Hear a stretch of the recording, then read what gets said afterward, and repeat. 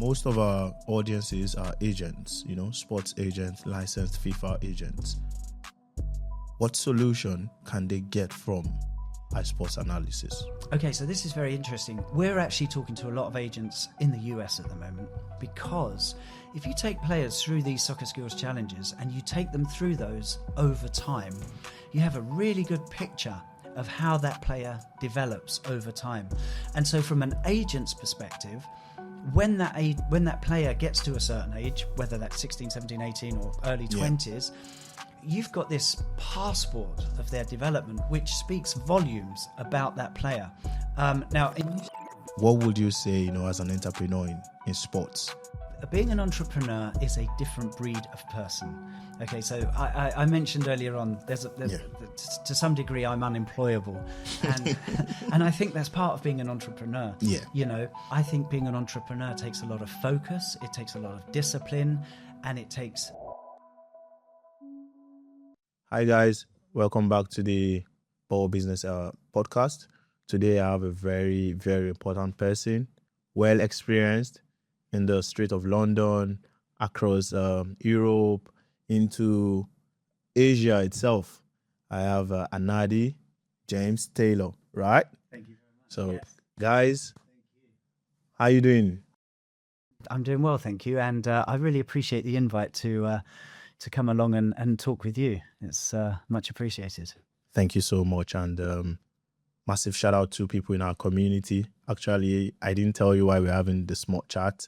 Somebody from our community nominated you through LinkedIn and say, okay, you know what? If you can speak out to or get out to Anadi and have him on the show, it would be really, really massive. And thank you for honoring that. Oh no, you're very welcome. Like I say, it's a pleasure. Really Thank you. Yeah, it's a bit cooler here because it's 30 degrees outside. I know. I'm not one to complain about that. I actually, talking about the being in business and entrepreneurial, I actually spent 6 years as a digital nomad. Wow. And the whole point behind it was that my wife and myself would travel to countries that were hotter than the UK.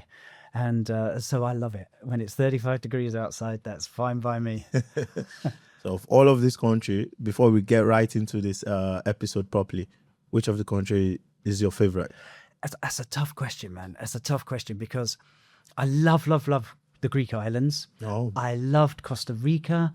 I spent a lot of time in St. Lucia and loved it there. I love the people there. I love the food. I spent a lot of time in Spain as well. Wow. So I can't really say I have a favorite, but what I can say is that when I'm in those countries, I very much appreciate being in them and immersed in the culture and the people and the food, and it's great.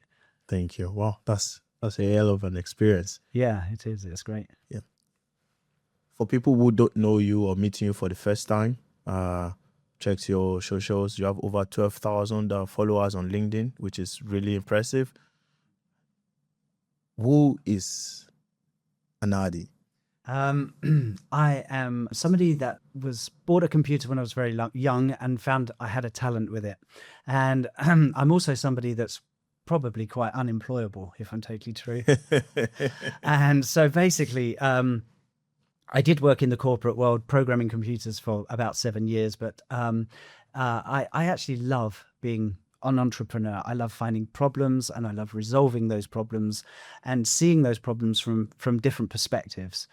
And so I suppose I am a curious being that is fascinated by technology and how it can be used to help people in whatever way that we can use it for that. Brilliant. So if you've been listening, yes, you're on the right channel. So this is Ball Business and we're discussing football business. So Anadi is also the CEO of iSportsAnalysis. It's a software as a service and also a company that help talents develop, provide solutions for clubs, for academies, even down to parents. Yes. So we started out as a sports performance analysis software. And what differentiated us from everybody else is that we were completely browser based. And what that meant is, one, we didn't have to charge the money that other software does charge, and I understand why they do, but we wanted to make performance analysis available to everybody. That was our strapline, actually, and still is. And by being browser-based, what we realized very quickly is that not only can people use the software to analyze games, they can share that software.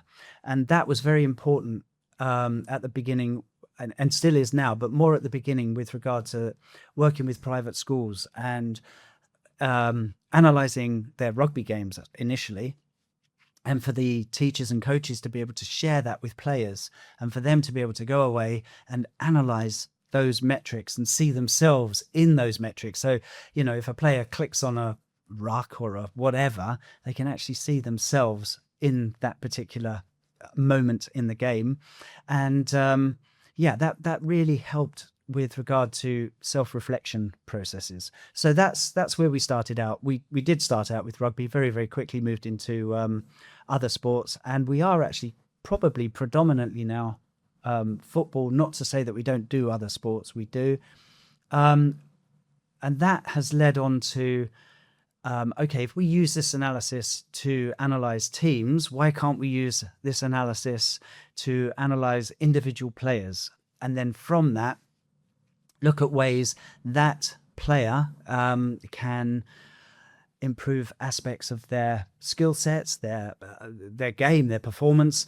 And it actually drills down quite deep. I mean, you can get into, okay, why did a player perform in a certain way in the first half of their game, and compare that to the second half of the game? Was there an emotional set point that, you know, affected their performance, or, you know? So without getting too complicated, we went from just analyzing team performance into analyzing individual players' performance as well, which, as I say, is very, very developmental from the perspective of players being able to self-reflect on their own performances. That has then led on to dealing with, when I say dealing with, maybe that's not the best word, but, you know, providing services for younger players, for them to be able to compare their skills to Premier League academy level players in the same age group. So as an example, if you've got a bunch of 10-year-olds or 11-year-olds playing a game of football, there's absolutely no point in analyzing the performance of those players. They're not going to get anything out of the feedback that you give them. However, if those players take part in what we now call our Soccer Skills Challenge and look at how their skills measure up to a Premier League academy level player in the same age group, now that player can understand, okay, actually my sprinting or my dribbling are very, very strong, but maybe my turning or whatever is the area, or are the areas that I need to work on. And so really it all boils down to looking at the performance of teams, players, young or old, and looking at how we can help them to develop. Which is a very important tool, because now in the crowded markets of sports analysis, we have loads and loads of scouting software as a service. Absolutely. And what you guys do is a bit different. Absolutely. Most of our audiences are agents, you know, sports agents, licensed FIFA agents. Right. What solution, you know, can they get from iSportsAnalysis? Okay, so this is very interesting. So if I come back to the benchmarking system, the Soccer Skills Challenge, we're actually talking to a lot of agents in the US at the moment. And not only agents, but actually high schools, colleges, universities, and agents, because if you take players through these Soccer Skills Challenges and you take them through those over time, you have a really good picture of how that player develops over time. And so from an agent's perspective, when that player gets to a certain age, whether that's 16, 17, 18 or early 20s, you've got this passport of their development, which speaks volumes about that player. Now, initially, what we're measuring is their skill set and their athleticism. What we are looking to do over time is measure all the other metrics, their emotional IQ, their game IQ, their, you know, game intelligence, same thing, but you get the idea of building out a profile of these players and their development over time, and being able to provide that to agents in a way where these players are ranked based on their speed, their skill sets. That means agents now just need to sign into our portal and say, okay, we're looking for, I don't know, a 17-year-old player who's a midfielder or whatever, and they can search for that. Wow. Because new agents, a lot of them, they ask us this question: where and how do I get my first player? So that's one massive solution for them. It really is. It really is. And we work very, very closely with Premier League scouts, and it's really interesting to be able to set up a pathway for these players. And obviously, it would be great to sort of stay in contact with yourself and look at how that pathway can include agents that have come through your system. Oh, brilliant. That would be nice. And I'm sure you're speaking to a lot of them. A lot of our community members, they follow through and through. Now, this is Ball Business podcast, and we have you, a seasoned entrepreneur since age of 17, if I'm correct, 10 years into doing software as a service. A lot of people think entrepreneurs are born. Of course, every one of us is being born by, brilliant women. What would you say, as an entrepreneur in sports? I would say being an entrepreneur is a different breed of person. Okay, so I mentioned earlier on, to some degree, I'm unemployable, and and I think that's part of being an entrepreneur. Yeah. And I think being an entrepreneur takes a lot of focus, it takes a lot of discipline, and it takes strategy. And also, I think you have to be somebody that is willing to learn. That's one of the strong points or suits that I've seen in entrepreneurs. You can never get to a position where you think, I know it all, because you don't, especially in today's world of the speed at which things change, Does that answer your question? Yes, it does. It just goes on to get into leading question, as you have rightly said before, that you used to be a nomad, a tech nomad, going to different countries. And this also applies to the sports business as well. Totally. You need to be in the country, but you need to serve the whole world. You know what I'm saying? Absolutely. So how is that? What lessons can you tell people out there wanting to get into maybe business like yours, and how should they move? How should they navigate the world now? Do you know, I probably contrary to what most people think, I would take time. So I would, find something that you're passionate about, because if you're doing something you don't like, it's going to be very wearing. So find something that you're passionate about. And so if that is being an agent, for example, or if that's developing players, or it doesn't matter, find something that you are passionate about and look at that particular sort of world and understand, okay, my strengths lie in this, this, and this. How can I use those to help people? Because ultimately, being an entrepreneur is about providing a service that people will pay for, basically. Yeah. And you have to provide that service knowing that actually you are helping people and that what you're providing is very, very well thought out. And I think people move too fast when they've, for example, developed software.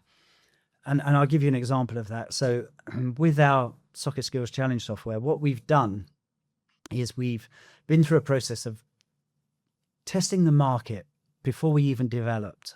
So we did that, and we got all of this feedback from parents that was really, really positive. If we can compare our players to a Premier League, wow, how amazing. And so basically we thought, right, we can go away and we can develop this. And we did. And then when we went to parents and said, right, we've got the software, can we test this with you? We had a very, very interesting time of parents whose players didn't do well. were saying this software is not working. Now we've had players, so right, but we could never factor that in initially, right? Yeah. So there were players that were going on to try out at Premier League academies. So we knew that what we were doing was perfectly well. It worked perfectly well, and we knew that we'd worked with football club owners, football club managers, UEFA qualified coaches, and in the latter 18 months, 2 years, Premier League scouts. So we know what we do is absolutely right, but still we came up against this wall. How dare you tell the parents his child is not good enough? Exactly. Now that's not something we could factor in, but Yeah. still we know that we've got something that has helped players because we've done it, right? And so basically it's having that that ability to say, okay, we've got this. What do we do about that? How can we use this still to help players, but it's not going to be the way that we initially thought? Because basically from a business perspective, you don't want to spend a lot of money on having a parent signing up for something and then have them disappointed, which, you know, even if it's 50% of your market being disappointed because of their player not being up to speed where they thought he was or she was the next thing since Messi, you know. And so, you know, you've got to be kind of versatile with it. So then what we did is we thought, okay, we'll actually test this in America. And so we approached academies in America. Our thought was, I wonder if parents in America would be more open to this. We spoke to academies and they were saying, well, actually, we've got an issue of player churn, they call it. So we're having issues keeping players in our academy. Maybe this can help with that. And so we thought, okay, what we're going to do is investigate that. So we came up with a system using exactly the same benchmarking software, which is the Soccer Skills Challenge. We came up with a system that we called Academy Retention System. So the idea now was that coaches within academies would take players through this system and feed back to the parents. And that works really, really well. However, what we've realized while we were doing that is actually we need to look at why parents are leaving academies, right? And it's, okay, they don't understand. Well, first of all, they don't see the development of their players. Great, we can resolve that. You take your players, or the academy takes the players through this 2 or 3 times a year and feeds it back to the parents. The parents can see the development happening. But there was also the deeper understanding or misunderstanding of what that development looked like. So they didn't understand what the plan was and how the player was doing within that plan. And actually removing a player from one academy and putting them into another academy is very disruptive. It takes about 6 weeks, apparently, for the player to settle in to the new academy. And so my point is, and to come back to your question, any advice for an entrepreneur or an entrepreneur to be is you have to have that versatility and you have to have that mindset to say, I know I'm resolving an issue. It might not be the issue I thought it was. The market will lead me, and it might be something completely different or something that I didn't even know about when I initially started the project. And I think having that versatility is very important, and taking the time to really, really, really test every step of the way with the market, because the market will tell you whether they pay for it or not, whether it's something they want or don't. Good. You know, your point of view is a very interesting one, and albeit for me, that's kind of a similar model to what I do. I see things, I move with the wave, I go quickly with the change, and I'm going to come to how, you know, AI has come into your space as an entrepreneur. But before then, you know, some people are of the opinion, like this movie, Big Shot, you need to just wait it out. You need to, you know, instead of you trying to be here and be there, try to be rigid. But as an entrepreneur, especially in sports, you see VAR coming in, this technology today, IFAB, 5 or 6 new rules for this game. Next season is a different rule. When should entrepreneur in our industry know that, okay, I think I need to stick to my gun, or I need to switch mode and change? I think that's really about the market feedback again, right? Okay. Okay, so let's say you mentioned VO cameras, right? Yes. So a VO cameras come in. So basically that disrupts two markets. The first market is now you don't need a camera technician to film the game. And the second market is now they produce very, very basic statistics for the game that's being filmed. So that's disrupted two markets. So as an entrepreneur, I have to be very, very aware of that, especially when I look at the price point and I say, okay, if I go down the road of buying one of these cameras, I'm paying a small subscription on a monthly basis. Once I've paid for the camera, how does the value of that outweigh the value of the other options? And from an entrepreneurial perspective, you really need to know that. So it's about numbers at the end of the day. It is. It is. It is. And those numbers aren't all about how much does it cost. Yeah. Those numbers can be what's the value against how much does it cost. Wow. You know, where we're having a small talk before we came into the studio, I did ask you a very important question. You know, now we have technologies. It was the internet. Now is the AI and the sports industry. Even we as agents, we've seen players that instead of using an agent, used ChatGPT, and the deal really actually worked out well and fine. You know, so which is disruptive. How do you manage that for iSportsAnalysis? We have to move with the times.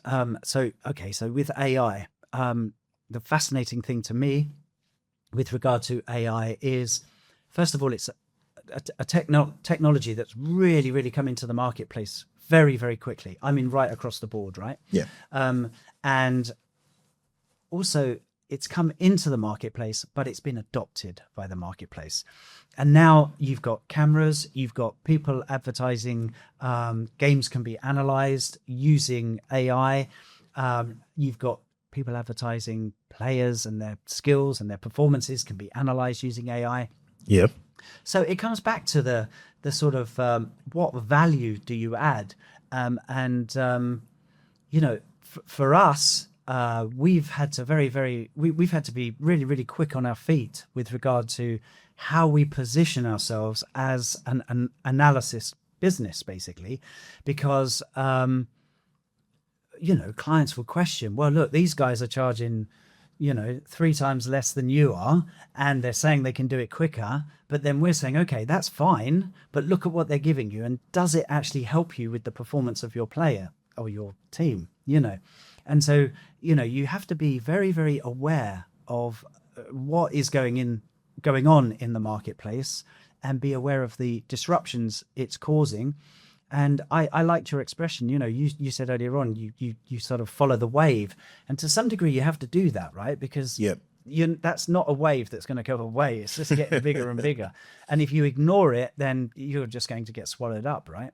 The adoption of AI is really fast, and the way it remodels itself, you get loads of improvement. You're not even done with one technology.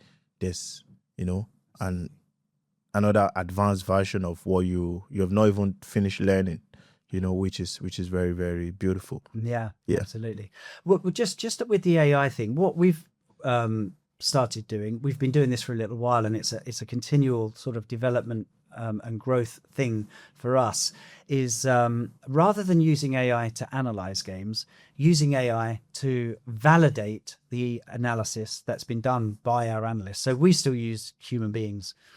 And what we've found is actually AI still can't beat human beings at the moment for accuracy of the game analysis.